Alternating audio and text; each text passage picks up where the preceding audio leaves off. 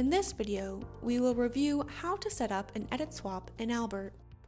EditSwap is a great option to use if you are on a waitlist for a class, because it will keep your space reserved in another class while you are waitlisted. Begin by taking note of your enrolled and waitlisted classes and ask yourself, does my waitlisted course have a time conflict with any of my enrolled courses? Or, if a seat opened up in my waitlisted course, would I be above my credit limit for the semester? If the answer to either of these questions is yes, set up an EditSwap to make sure you don't get skipped over on the waitlist, even if space opens up. In this example, let's say you're on the waitlist for basic algorithms, but it meets at the same time as another class you're enrolled in, biochemistry. Or, for another example, let's say you're already registered for 15 credits in total, and getting off the waitlist for basic algorithms would take you above your credit load limit.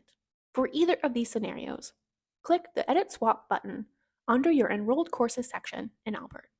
A list of your waitlisted classes will be displayed. Scroll down to the waitlisted class you wish to use to set up the EditSwap. Then, select a class you are currently enrolled in to drop, in this case, biochemistry. Click the Submit button. Then click OK to confirm that your request has been submitted.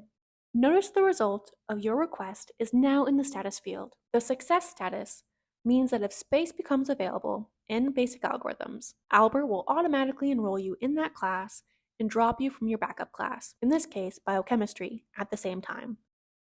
X out of the page to return to your Albert home screen. Now, if you scroll down to your waitlist courses section, you will see the swap information in the status field. For more information about registration, please visit the website and contact your advisor or student link with any questions.